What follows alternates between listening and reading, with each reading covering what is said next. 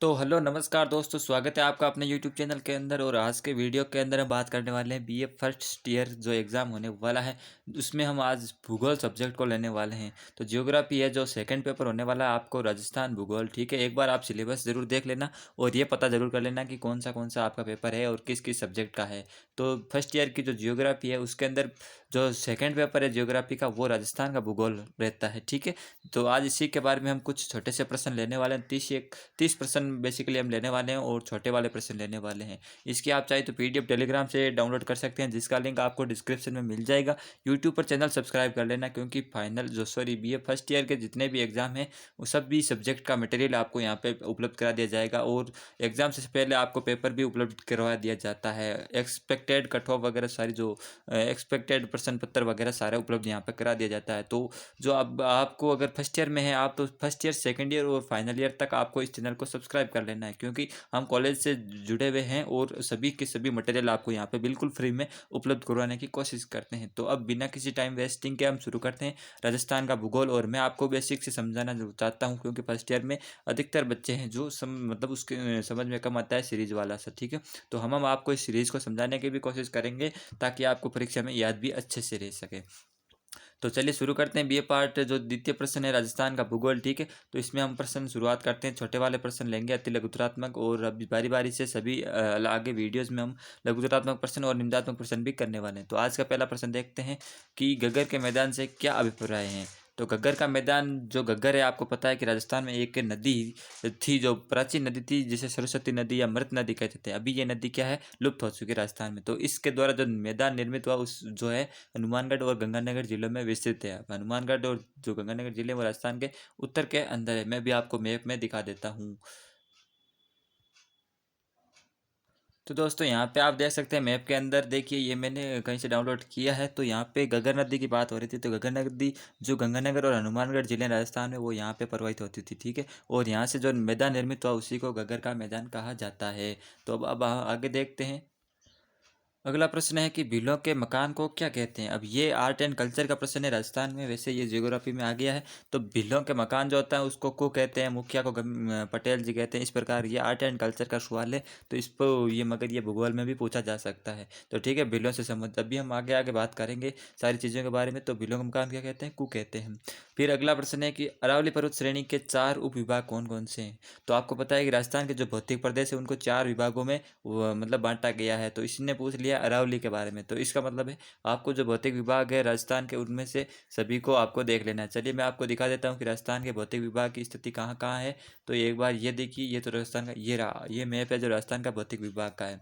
तो यहाँ पे ये देखिए, ये जो आपको पीला दिख रहा है पूरे राजस्थान में, ये है मरुस्थली भाग। ठीक है, ये मरुस्थल वाला भाग है। और ये ग्रीन वाला है जो अरावली पर्वतमाला का भाग है। और ये पठारी प्रदेश है। और ये मैदानी प्रदेश है। ठीक है, ये मैदान, ये पठार, ये अरावली और ये थार का मरुस्थल। तो ये राजस्थान के 4 भौतिक विभाग हो गए। अब आपको इस स्थिति पूछे तो आप यहाँ से देख सकते हैं कि ये जो थार का मरुस्थल है वो राजस्थान में कहाँ कहाँ फैला है। यानी कि ये लगभग आधे राजस्थान में थार का मरुस्थल है, और यहाँ पे बीचों बीच में जो अरावली पर्वतमाला है उसी के पास के अंदर ये मैदानी प्रदेश है। ठीक है, जो सबसे उपजाऊ और सबसे ज़्यादा यहाँ पे जनसंख्या रहती है। और ये पठारी प्रदेश है, कोटा वगैरह, बूंदी वगैरह। ठीक है, ये साइड के अंदर। तो ये मैंने आपको भौतिक विभाग दिखा दिए, तो मैप में आप अंडरस्टैंड कर सकते हैं आसानी से। ठीक है, तो अब हम अपने प्रश्न की ओर लौटते हैं। तो जो अपना प्रश्न था वो उत्तरी अरावली प्रदेश में संबंधित था, कि उत्तरी अरावली जो प्रदेश है उसके 4 उपविभाग कौन से हैं। तो देख लीजिए कि एक उत्तरी पूर्वी पहाड़ी प्रदेश, दूसरा है मध्य अरावली श्रेणी, तीसरा मेवाड़ श्रेणी, और चौथा है आबू पर्वत खंड। ये अरावली के 4 उपविभाग है। फिर अगला प्रश्न है उत्तरी अरावली प्रदेश में कौन सी पहाड़ियाँ सम्मिलित है। तो उत्तरी अरावली प्रदेश में देखिए जयपुर जिले के जो उत्तर पूर्व तक की समस्त पर्वत श्रेणियों को सम्मिलित किया जाता है, उत्तरी अरावली को। ठीक है, फिर मध्य अरावली की पर्वत श्रेणी आएगी और दक्षिणी अरावली की भी आएगी, वो हम आगे देखेंगे। फिर अगला प्रश्न आता है कि जलवायु प्रदेश किसे कहते हैं। ठीक है, तो एक शब्द आता है जलवायु और दूसरा शब्द आता है मौसम। तो जलवायु और मौसम में सबसे पहले हम अंतर देख लेते हैं। जो जलवायु होता है वो मतलब लंबे समय तक के लिए मौसम होता है, और मौसम जो होता है वो मतलब 1-2 दिन के लिए ही रहता है, मतलब इस मौसम की अवधि छोटी होती है। और जलवायु जो लंबे समय तक 50-60 सालों तक रहता है, जलवायु का ये इसका मतलब मैंने आपको अंतर बता दिया है। तो अब हम पूछ रहा है कि जलवायु प्रदेश किसे कहते हैं। तो जलवायु प्रदेश उस क्षेत्र विशेष को कहते हैं जहाँ जलवायु के सभी तत्वों के लक्षण वर्णित क्षेत्र में सामान्यतः समान रहते हैं। क्या उसको क्या कहते हैं? जलवायु प्रदेश कहा जाता है। फिर अगला प्रश्न हम देखते हैं कि राजस्थान के जलवायु प्रदेशों का वर्गीकरण प्रस्तुत कीजिए। कि राजस्थान में जलवायु के जो अलग अलग वर्गीकरण, यहाँ पे देख लीजिए 4 प्रकार का वर्गीकरण है। वो भौतिक विभाग अलग है, और जो भी मैंने पीछे बताया आपको, और ये जलवायु प्रदेशों के हिसाब से अलग है। तो जलवायु देखिए राजस्थान की 4 भागों में कौन कौन सी है? उष्ण कटिबंधीय आर्द्र जलवायु प्रदेश, और आर्द्र शुष्क जलवायु प्रदेश, तीसरा है शुष्क उष्ण मरुस्थलीय जलवायु प्रदेश, चौथा है शुष्क शीत ऋतु जलवायु प्रदेश। ठीक है, इसका भी हम आगे चर्चा करेंगे लघुत्रात्मक या निंदात्मक प्रश्नों में, विस्तार से समझेंगे इसको। अभी छोटे वाले प्रश्न देख रहे हैं तो इसलिए ज़्यादा समझने की जरूरत नहीं है।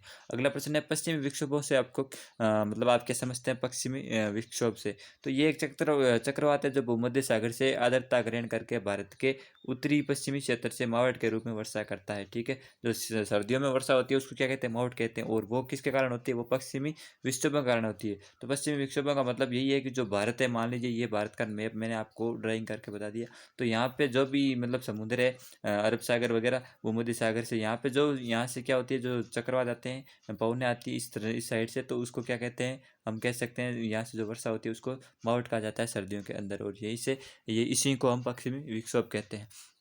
अगला प्रश्न देखते हैं कि आर्द्र जलवायु प्रदेश राजस्थान के किन भागों में पाया जाता है? तो राजस्थान में देखिए आर्द्र जलवायु का क्षेत्र पूर्वी एवं दक्षिणी पूर्वी भागों में, यानी कि जो राजस्थान, मान लीजिए कि ये राजस्थान का मैप मैंने आपके लिए बना दिया है। मान लीजिए अच्छा नहीं बना, पता है कि अच्छा नहीं बना, तो ये मान लीजिए राजस्थान का मैप है, और यहाँ से जो आर्द्र जलवायु प्रदेश है वो देखिए राजस्थान का दक्षिणी पूर्वी भाग में। ठीक है, दक्षिणी पूर्वी भाग कौन सा हो गया? ये वाला, इस साइड से वाला, ये वाला राजस्थान का कौन सा है? दक्षिणी पूर्वी भाग है। तो इस साइड में जो भी जिले जैसे थे कि धौलपुर यहाँ पे आता है, भरतपुर, यहाँ पे सवाई माधोपुर। ठीक है, यहाँ पे मैं कलर चेंज कर लेता हूँ। फिर यहाँ पे सवाई माधोपुर, और उसके बाद कोटा, ये कोटा यहाँ पे आ जाता है। उदयपुर इस साइड में आ जाता है। उदयपुर, राजसमंद ये इस साइड में आ जाता है, और बूंदी और टोंक। ठीक है, तो ये सारे जिले हैं, वो सारे के सारे यहाँ पे किस में आ जाते हैं? आर्द्र जलवायु प्रदेश के अंदर, क्योंकि यहाँ पे वर्षा होती है, अच्छी खासी वर्षा होती है। और इसके इस साइड के अंदर वर्षा नहीं होती, क्योंकि यहाँ पे अरावली आ जाती है, तो ये आर्द्र जलवायु प्रदेश कहलाता है। फिर आगे देखिए राजस्थान का अति आर्द्र जलवायु प्रदेश कौन सा है? तो ये प्रदेश के राज्य के दक्षिण पूर्वी भाग में, जहाँ पर झालावाड़, बांसवाड़ा, कोटा जिले का दक्षिण पूर्वी भाग।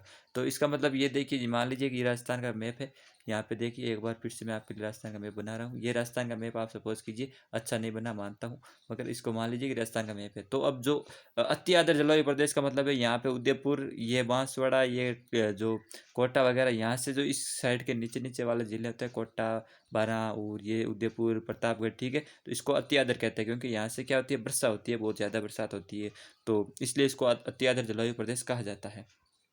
तो यहाँ पे आबू पर्वत वगैरह ये सारी चीज़ें आ गई। फिर अगला प्रश्न है राजस्थान में कितनी प्रकार की मिट्टियाँ पाई जाती है? तो राजस्थान में देखिए जो मिट्टियाँ हैं वो सभी प्रकार की मिट्टियाँ पाई जाती है। देखिए रेतीली मिट्टी सबसे ज़्यादा पाई जाती है, फिर भूरी और रेतीली मिट्टी, लाल व पीली मिट्टी, लाल मिट्टी, मिश्रित लाल और काली मिट्टी, मध्यम काली मिट्टी, कछारी मिट्टी, भूरी रेतीली कछारी मिट्टी, और लवणीय मिट्टी। ठीक है, लवणीय मिट्टी जो खारी वगैरह होती है, ठीक है, नमक की मात्रा ज़्यादा होती है। तो ये राजस्थान में प्रमुख मिट्टियाँ पाई जाती है। और फिर आगे देखिए कि राजस्थान की रेतीली मिट्टी के कितने वर्ग किए जा सकते हैं। कि अब रेतीली मिट्टी के भी देखिए 4 प्रकार के जो वर्ग है वो उपलब्ध है। तो पहली है रेतीली बालू मिट्टी, फिर लाल रेतीली मिट्टी, फिर पीली भूरी रेतीली मिट्टी, और खारी मिट्टी है। ठीक है, तो ये 4 उपवर्ग है इसके रेतीली मिट्टी के। फिर अगला प्रश्न देखते हैं कि राजस्थान में संगमरमर खनन के लिए जो मुख्य क्षेत्र है, अब राजस्थान में मतलब मार्बल कहाँ कहाँ निकलता है? तो सबसे ज़्यादा तो कहाँ निकलता है? राजसमंद में निकलता है बहुत ही ज़्यादा, और अलग अलग तरह के मतलब मार्बल निकलते हैं राजस्थान के अंदर, लाल सॉरी गुलाबी संगमरमर, पीला संगमरमर, सफ़ेद संगमरमर। ठीक है, तो देखिए राजसमंद में सबसे ज़्यादा निकलता है। ये अभी पिछले, अगर आप आगे तैयारी करेंगे पीटीटी वगैरह, बीएसटीसी वगैरह, इनमें ऐसे प्रश्न बहुत ज़्यादा आते हैं कि संगमरमर सबसे ज़्यादा कहाँ निकलता है, और नागौर में संगमरमर किसका प्रसिद्ध है, इस प्रकार प्रश्न आते हैं। ठीक है, तो ये जो राजस्थान ज्योग्राफी का जो विषय है वो आपको अच्छे से रट लेना है। तो सबसे ज़्यादा संगमरमर राजसमंद जिले में होता है, फिर नागौर में, पर्वतसर और मकराना में सबसे ज़्यादा होता है, और इसका वर्ल्ड फेमस है मकराना का ताजमहल वगैरह बनाया गया था, आपको पता होगा। फिर जयपुर में तो निकलता था मगर बहुत कम निकलता है, और मतलब पॉपुलर भी उतना नहीं है। जयपुर बेसलाना में संगमरमर निकाला जाता है। ठीक है, तो ये 3 प्रमुख जगह हैं जहाँ से संगमरमर निकलता है। अगला प्रश्न है कच्छारी मिट्टी की क्या विशेषता है? तो देखिए ये मिट्टी है जिसमें चूना, फास्फोरिक अम्ल और ह्यूमस की कमी पाई जाती है। इसमें चूना, फास्फोरिक अम्ल और ह्यूमस की कमी पाई जाती है। ये मिट्टी बहुत ही उपजाऊ होती है, इसमें नमी बहुत समय तक मौजूद रहती है, क्योंकि इसके अंदर ये नमी सोख लेती है ये मिट्टी, तो उपजाऊ तो रहने वाली है। ठीक है, फिर अगला प्रश्न देखते हैं कि राजस्थान में पाए जाने वाले वनों के प्रकार कौन कौन से। अब वन राजस्थान में वैसे तो बहुत ही कम पाए जाते हैं, मगर जो भी वन है उनके भी देखिए यहाँ पे 4 प्रकार के सॉरी 6 प्रकार के वन पाए जाते हैं। तो पहला है शुष्क सागवान के वन, मिश्रित पतझड़ वाले वन, तीसरा है उष्ण सदाबहार वन, नदी तट वाले वन और उष्णकटिबंधीय कांटेदार झाड़ियाँ वाले वन, और छठा है शुष्क वन। ठीक है, ये अलग अलग स्थानों पर पाए जाते हैं। ये ज़्यादा समझने के लिए हमें निबंधात्मक प्रश्न पढ़ना पड़ेगा, तो वहाँ पे हमें अच्छे से समझ में आएगा। ठीक है, ये बड़ा टॉपिक रहता है, तो इसलिए हम यहाँ पे ज़्यादा चर्चा नहीं करते हैं। अगला प्रश्न है, राजस्थान में शुष्क सागवान के वन कहाँ कहाँ पाए जाते हैं? तो देखिए, इनका विस्तार मतलब वहाँ होगा जहाँ पर ज़्यादा बरसात होगी, शुष्क सागवान वन, और यहाँ पे अच्छी अच्छी मतलब वनस्पतियाँ और पेड़ पौधे होंगे। तो ये देखिए, जहाँ पे बांसवाड़ा, डूंगरपुर, कोटा, बारह, झालावाड़, यहाँ पे क्या होती है, वर्षा बहुत ज़्यादा होती है, और ये शुष्क सागवान वन वहीं पे ज़्यादा पाए जाते हैं। तो इसके अतिरिक्त दक्षिणी चित्तौड़गढ़ में, दक्षिण उदयपुर में और आबू पर्वत खंड में पर भी ऐसे वन पाए जाते हैं। क्योंकि जो अरावली के दक्षिण का भाग है या पूर्वी का भाग है, मान लीजिए ये राजस्थान का मैप में आपके लिए सपोज कीजिए, तो यहाँ पे तो अरावली है।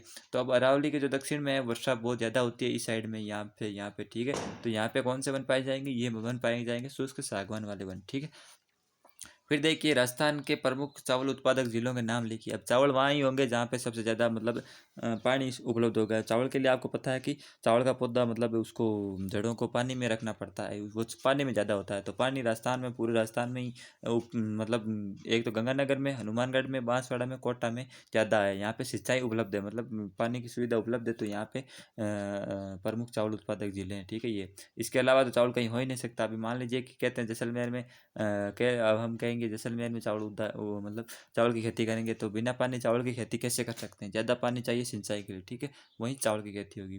फिर अगला प्रश्न है, राजस्थान में मानव विकास सूचकांक के आधार क्या है, यानी कौन कौन से पैमाना होता है इसके लिए? तो देखिए, 3 पैमाने माना जाता है, साक्षरता, स्वास्थ्य और आय। ये तीनों देखा जाता है मानव विकास सूचकांक के अंदर। फिर अगला प्रश्न, राजस्थान की जलवायु की 5 प्रमुख विशेषता बताइए। तो देखिए, राजस्थान की जलवायु विशेषता, एक तो सामयिक वर्षा, यानी कि वर्षा समय पर आधारित होती है, कभी समय पर लेट होती है, कभी टाइम पर हो जाती है, कभी पहले हो जाती है। तो ये सामयिक वर्षा होती है। फिर वर्षा की असमानता है, जैसा मैंने बताया कि कोई फिक्स नहीं है राजस्थान की जो जलवायु के आधार पर कि भाई वर्षा कब होगी, कभी लेट होती है, कभी फास्ट होती है, कभी पहले, कभी बाद में, उस प्रकार। फिर खंड वृष्टि, यानी कि यह भी फिक्स नहीं है कि वर्षा कितनी होगी, और मतलब कम होगी, ज़्यादा होगी, कितने होगी, कितनी सेमी, वो सारी चीज़ें भी फिक्स नहीं होती है। फिर अनावृष्टि, यानी कभी कभी ओले वगैरह भी गिरने लग जाते हैं। और फिर तापमान में भिन्नता। ठीक है, तापमान में भिन्नता मतलब तापमान का भी फिक्स नहीं रहता है कि कितना तापमान क्या होगा। ठीक है, फिर अगला प्रश्न देखिए कि राजस्थान के प्रमुख दुर्गों के नाम लिखिए। दुर्गों के नाम, हालांकि ये भी आर्ट एंड कल्चर का प्रश्न है राजस्थान का, मगर ये ज्योग्राफी की दृष्टि से भी इंपॉर्टेंट है। तो राजस्थान के आपको दुर्ग तो आप कोई भी लिख सकते हैं, जैसलमेर का किला, जोधपुर का किला, हनुमानगढ़ का किला, गागरोन का किला, इससे सारे। ठीक है, अगला प्रश्न, राजस्थान से अरब सागर के जल ले मतलब राजस्थान से अरब सागर में जल ले जाने वाली नदियों के नाम। यानी इसने पूछा कि जो राजस्थान में मतलब ऐसी कौन सी नदियाँ जो अरब सागर में गिरती है। तो देखिए, यहाँ पे जो नदियाँ हैं, 6 प्रकार नदियाँ, उनका इन्होंने वर्णन किया। लूणी नदी, माई नदी, सोम नदी, जाखल नदी, पश्चिम बनास और साबरमती। ये नदियाँ जो अरब सागर में गिरती है राजस्थान से। ठीक है, और भी नदियाँ तो और भी है, चंबल, बनास, तो मगर वो क्या है कि उस नदियों की सहायक नदियाँ हैं, और वो मतलब बंगाल खाड़ी में गिरती है। ठीक है, फिर राजस्थान से अरब सागर के जल, ये तभी कर लिया। चंबल घाटी परियोजना क्या है? चंबल घाटी परियोजना चंबल की विनाशकारी लीला को समाप्त कर इसके जल प्रवाह को सिंचाई, विद्युत तथा पीने के पानी के लिए प्रयुक्त करने की दृष्टि से राजस्थान तथा मध्य प्रदेश सरकार द्वारा संयुक्त रूप से प्रारंभ की गई योजना है। यानी कि चंबल घाटी परियोजना का मतलब यह है कि क्या होता है कि बरसात के दिनों में क्या चंबल घाटी में या फिर किसी भी नदी में आप मान सकते हैं, यहाँ पे चंबल घाटी का उदाहरण दिया जा रहा है। तो मतलब बरसात के दिनों में क्या होता है कि वो पानी उसमें बहुत ज़्यादा हो जाता है, और उससे क्या है, नुकसान होने लग जाता है, पानी इधर उधर चला जाता है, गाँव में घुस जाता है। तो इस प्रकार मतलब वो पानी नुकसान ही करता है। तो अब सरकार ने, जो एमपी की सरकार और राजस्थान की सरकार, उसने मिलकर ये फैसला किया है, मतलब पहले ही कर लिया था। तो उन्होंने ये फैसला किया कि जो मतलब अभी इस पानी को हम बांध बनाकर रोकेंगे, और इसका उपयोग हम सिंचाई करने के लिए करेंगे, विद्युत बनाने के लिए करेंगे, और पीने के पानी के लिए भी इसका उपयोग करेंगे। तो इसी को क्या कहते हैं? चंबल घाटी परियोजना कहते हैं। ठीक है, इसमें कौन कौन से राज्य हैं? एमपी और राजस्थान। फिर अगला प्रश्न, चंबल घाटी परियोजना के 3 प्रमुख उद्देश्य वही है कि भाई, एक तो राज्य में बांधों और नहरों का निर्माण कर सिंचाई की उपलब्ध करना, विद्युत का निर्माण करना, मिट्टी अपरदन की समस्या का समाधान करना, बाढ़ों पर नियंत्रण करना, ये सारी चीज़ें। ठीक है, ये इसके उद्देश्य हैं। फिर अगला प्रश्न है, जुआर सागर बांध कहाँ पर है? तो ये राणा प्रताप सागर बांध से लगभग 33 किलोमीटर दूर बारावास ग्राम के समीप बनाया गया है। यह चंबल की चौड़ाई 84 गढ़ की अपेक्षा 122 मीटर कम हो जाती है। ये केवल एक पिकअप बांध है। ठीक है, और इसका जिला इसने नहीं बताया, इसने घुमा के बता दिया, मगर जिले का नाम बताया। जिले का नाम यहाँ पे है चित्तौड़गढ़, ठीक है। कहाँ पे है? चित्तौड़गढ़ के अंदर है। और ये दूसरा राणा सागर जो बांध है वो भी चित्तौड़गढ़ के अंदर है, ठीक है। तो अगला प्रश्न देखते हैं, माही बजाज सागर योजना की स्थिति और सिंचित जिलों के नाम लिखिए। यानी कि माही बजाज सागर जो योजना है वो कहाँ पर है और उससे कौन कौन से जिले लाभ होते हैं। तो अभी दोस्तों एक एग्ज़ाम हुआ था, शायद सब इंस्पेक्टर का एग्ज़ाम हुआ था राजस्थान में, तो वहाँ पे इसने ऐसा ही सवाल पूछा था कि माई बजाज सागर के कौन कौन से जिले लाभान्वित है। तो ये मतलब इंपॉर्टेंट है, आगे जो भर्ती परीक्षा आती है उसमें भी ऐसे सवाल आते हैं, तो इनको आपको थोड़ा सीरियसली पढ़ना है। तो ये देखिए यहाँ पे जो डूंगरपुर और बांसवाड़ा में स्थित है माई बजाज सागर, और इसमें देखिए डूंगरपुर और बांसवाड़ा से ही सिंचाई की जाती है, ठीक है। और ये कॉलेज में तो आता ही है, बाकी कॉम्पिटेटिव एग्जाम में भी ऐसे प्रश्न आते हैं, तो आप सचेत रहिए, ठीक है। अगला प्रश्न है, राजस्थान में डेयरी विकास कार्यक्रम का संस्थागत ढांचा समझाइए। तो देखिए संस्थागत ढांचा है जो डेयरी विकास का, वो पहला तो टॉप पर कौन है? राजस्थान सहकारी डेयरी फेडरेशन, ये टॉप पर है। और जिला स्तर पर है जिला दुग्ध उत्पादन संघ, और जो प्राथमिक यानी कि अपने स्तर पर होते हैं ग्रामीण स्तर पर, वो है प्राथमिक सहकारी दुग्ध उत्पादन समितियाँ, ठीक है। ये होते हैं डेयरी विकास कार्यक्रम का संस्थागत ढांचा। फिर अगला है, चूलिया जलप्रपात किस नदी पर तथा कौन से स्थान पर जिले में स्थित है? तो ये चंबल नदी पर चित्तौड़गढ़ के पास स्थित है। तो मैं आपको फिर से कह रहा हूँ कि ऐसे प्रश्न आगे कॉम्पिटेटिव एग्जाम बहुत पूछे जाते हैं। बीएसटीसी पीटीटी में तो इतने सिंपल सिंपल प्रश्न आते हैं कि ये पर कहाँ है, ये कैसे, ठीक है। मैं आपको बता रहा हूँ। फिर अगला प्रश्न, राजस्थान को कितने शस्य जलवायु खंड में बांटा गया है? तो 5 शस्य जल क्षेत्र में बांटा गया है। तो जिनमें से प्रथम 4 खंडों के 2-2 भाग है तथा 5वां यथावत है, मतलब वो वैसा का वैसा। इस प्रकार राजस्थान को कुल 9 शस्य खंड में विभक्त किया गया, 5 वो और 4 वो, ठीक है। फिर अगला प्रश्न है, शस्य जलवायु क्षेत्र एक खंड में कौन कौन से क्षेत्र शामिल है? अभी आपको समझ में नहीं आ रहा होगा कि शस्य जलवायु खंड क्या है, ये एक है क्या है। तो इसको सब हम निम्नात्मक प्रश्न जब हम करेंगे, क्योंकि बड़ा टॉपिक हो जाता है, तो उसमें हम समझेंगे आसानी से। तो चैनल को सब्सक्राइब जरूर कर लेना। तो इस खंड में राजस्थान के पश्चिमी क्षेत्र में जैसलमेर, पश्चिम बाड़मेर, पश्चिमी जोधपुर, बीकानेर और पश्चिमी चूरू के शुष्क मैदानी क्षेत्र के जिलों का कुल 20 तहसीलें शामिल है। किसमें? इस 1A खंड के अंदर, शुष्क शस्य जलवायु के अंदर, ठीक है। ये अलग अलग जलवायु का वर्गीकरण होता है, ठीक है, उसमें शामिल है। फिर लास्ट क्वेश्चन देखते हैं आज का, शस्य जलवायु खंड 5 का क्या मतलब है इसका। ये आदर दक्षिणी पूर्वी मैदानी क्षेत्र है। इससे जोन में झालावाड़, कोटा, बूंदी और सवाईमाधोपुर जिले की 24 तहसीलें शामिल है, ठीक है। तो इन सस्य वगैरह को हम आगे पढ़ने वाले हैं। और आज के लिए इतना ही दोस्तों। बाकी आपको वीडियो कैसा लगा हमें कमेंट में बताइए, और आप और कौन कौन सी सब्जेक्ट की यहाँ पे मटेरियल चाहते हैं वो भी आप हमें कमेंट में बता सकते हैं। बाकी टेलीग्राम ज़रूर ज्वाइन कर लेना, पीडीएफ डाउनलोड करना मत करना, बाकी आपके एग्ज़ाम के लिए बहुत ही हेल्पफुल रहने वाला है। फिर धन्यवाद, जय हिंद, जय भारत।